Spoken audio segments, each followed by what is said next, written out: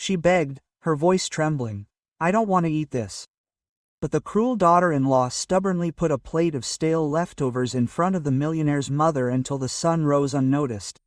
One gift, one revelation, and the world really turned upside down. What happened next made everyone fall silent. Before we begin our story, write in the comments from which corner of the world you are watching today. 3 months have passed since the wedding, and at first the mansion in the center of Moscow came to life again. An elderly woman with neatly gathered gray hair was beside herself with joy when her son finally got married. For years on end, she bore the burden of caring for the house alone, dreaming of a daughter-in-law who would become like a daughter to her and share her hardships. The first 3 weeks gave her hope.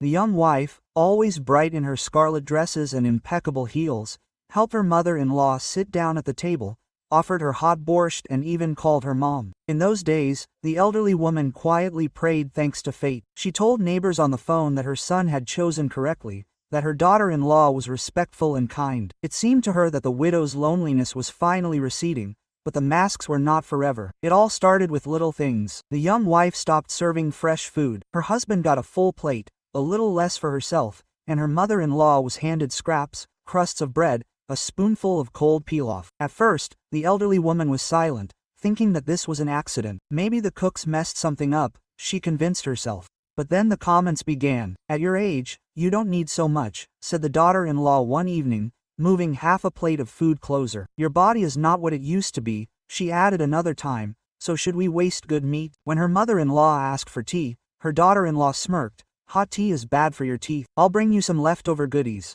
Quote, the smirks turned into disdainful glances, the words into sharp blades. By the end of the second month, the old woman noticed how her daughter-in-law's tone was changing. As soon as her son left for work, the sweetness disappeared, the mask cracked. "Do you think you're the boss here?" the daughter-in-law snapped one morning when her mother-in-law reached for a fresh apple from the bowl. She slapped her hand. "This is not your house anymore. This is mine. Don't touch what doesn't belong to you." The old woman froze. Her heart sank. There was no warmth in her daughter-in-law's eyes, only irritation. From that day on, the humiliations became more frequent. The daughter-in-law slammed the plates down on the table, making the 3 of them run away. She called her mother-in-law a spoiled, lazy burden. When the older woman tried to maintain her dignity, sitting silently with her hands down, the daughter-in-law mocked her silence.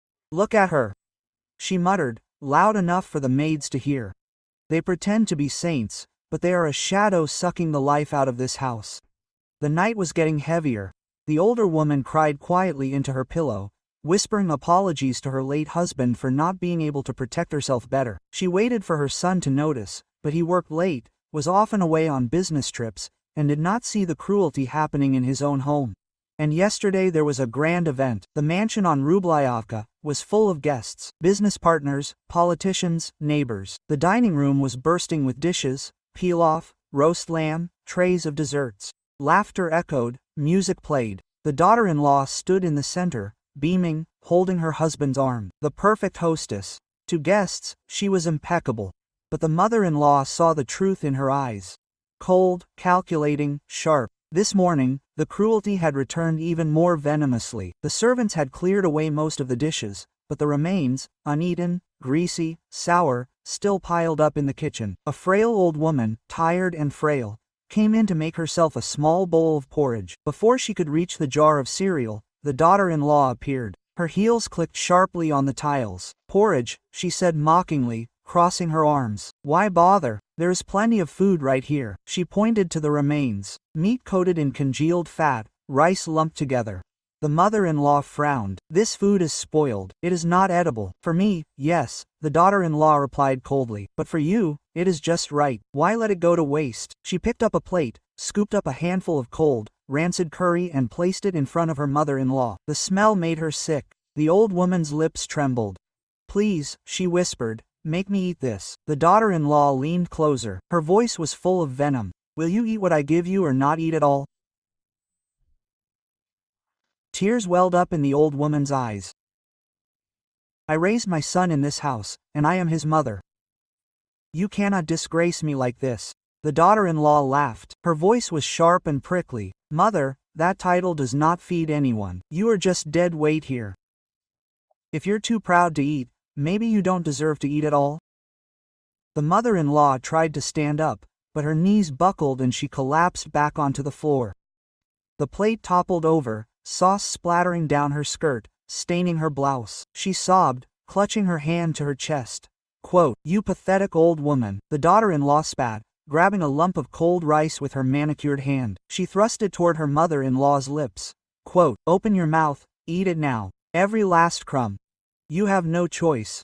The older woman pressed her lips together, shaking her head frantically. "Please don't," she whispered. Her voice trembled, but the daughter-in-law only smirked, holding the food even closer. Her voice rose to a cruel scream. "You will eat this, old woman. You will chew until I say enough." Tears streamed down the old woman's cheeks as her daughter-in-law pressed the cold, rancid rice harder to her lips. The air in the kitchen was thick with the smell of spoiled food, humiliation, and cruelty. Suddenly, there was a sound no one expected.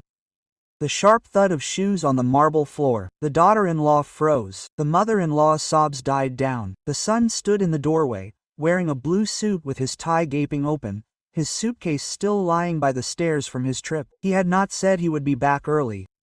His gaze fell first on his mother, huddled on the floor, her blouse stained with greasy food, then on his wife, leaning over her, her hands stained with curry and a wicked grimace. There was silence for a long moment. His chest heaved, his eyes darkening with each passing second. "Mom!" His voice broke as he rushed forward, kneeling beside her. He lifted her frail body, wiping her tears away with the sleeve of his jacket. "What happened? Who did this?" She shook her head, sobbing into his chest. She didn't need to speak, really, she was screaming for herself. Slowly, he turned to face the woman in the red dress, his wife. His jaw clenched, the veins in his neck throbbing. "You," he whispered. His voice was low and menacing. Then his palm flew out, a loud slap echoing through the kitchen. She recoiled, clutching her cheek. Her eyes widened in shock. "How dare you?" she scolded. "You hit me in front of her." His eyes were blazing with fury. "I should have done it the first time you insulted her." He held his mother closer, protecting her shaking body. "Do you think I didn't see? I saw it all. Every tear, every humiliation. And today I came home to find it. My mother on the floor like an animal, and you're making her eat garbage." Her voice trembled, balancing between insolence and panic. "She's lying." "I'll never dare," he snapped, thundering, "don't dare squirm. You wanted power. You thought that because I didn't have it, you could torture her. Now look at me. I'm here, and you'll pay for it." Her daughter-in-law's chest heaved, her face twisted with rage. "You can't talk to me like that. I'm your wife. You need me more than I need you. Then get out. Get out of this house this afternoon. Don't take anything. You don't deserve anything." Her eyes flashed with anger. "If you throw me out, I'll file for alimony. You'll pay me every month. You'll see." He stepped closer. His gaze was blazing. His finger pointed at her. Give it. But remember, you were cruel to my mother. You humiliated her. The walls of this house have heard your poison. Every servant, every neighbor will give it. Do you think Lacan will protect you? Really, destroy you?" Her mouth opened, then snapped shut. For the first time, she looked cornered, but pride forced her to squeeze out a final smirk. "We'll see in court." And they met in court. Weeks later, the case was heard. The daughter-in-law walked into the courtroom in her signature red dress, head held high, claiming bullying and demanding the elements. The courtroom was packed with witnesses. The maids who saw Maria mocking Elena Ivanovna, the neighbors who heard her venomous cries, and even the CCTV footage of her screaming, slamming plates down, and forcing her trembling mother-in-law to eat spoiled food. The judge's voice was firm and unyielding. The court rules that the defendant, Alexei, is not required to pay alimony. The plaintiff, Maria, behaved in a cruel, inhuman, and degrading manner. No financial support will be provided. Maria's face turned pale. There were surprised gasps in the courtroom. She turned to Alexei, but he didn't even look at her. He sat next to his mother, holding her fragile hand, calm, determined, unwavering. Reporters crowded outside the courtroom. Questions rained down, cameras flashed. Alexei spoke only once. His voice was clear and firm. My mother deserves respect. Anyone who humiliates her, humiliates me. That's all. Maria's fall was swift. Friends turned away. Invitations to social events in the mansions of Rublyovka stopped coming. The gates of the house were closed to her forever. She left with nothing. Her pride was broken, her reputation was destroyed. But Elena Ivanovna got back what had been stolen from her, her dignity. She sat at the family table again, her son next to her, serving her food himself. The wounds of humiliation still ached, but for the first time in months, her food was hot, her tears were wiped away, and her heart found peace. Looking at Alexei, she saw not only a successful businessman, but also the boy she raised, the boy who came home on time. This story began in a luxurious mansion on Rublyovka, where life seemed perfect. Elena Ivanovna, an elderly woman with silver hair, had been running the house alone for many years after her husband's death. Her son Alexei had built an empire, but his frequent business trips left his mother in the silence of the huge house. When he announced his wedding to Maria, Elena Ivanovna felt her loneliness recede. She dreamed of a daughter-in-law who would become her daughter, of warm family dinners, of laughter that would once again fill the house. The first weeks after the wedding were like a fairy tale.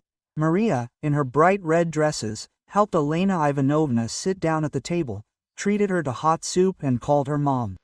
The neighbors on Tverskaya Street, where Elena Ivanovna called to share her joy, heard her enthusiastic stories about her kind and caring daughter-in-law.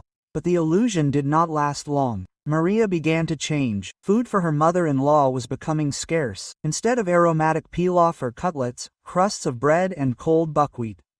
Quote, "At your age, you don't need much," she said, pushing a half-empty plate. Elena Ivanovna was silent, thinking that this was a mistake, but Maria's words became increasingly sharp. Quote, "Why waste good food?" she hissed when her mother-in-law asked for tea. The smiles disappeared, replaced by a cold look. The kitchen, once a place for warm conversations, turned into a battlefield. Maria put down the plates with a bang, calling her mother-in-law a burden.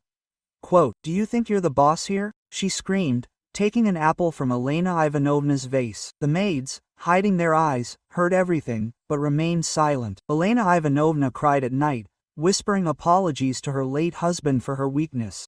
But that fateful day changed everything. The morning after the dinner party, with the mansion buzzing with guests, was the climax. Elena Ivanovna, tired and weak, wanted to make herself some porridge. Maria appeared, her heels clicking on the tiles like gunshots.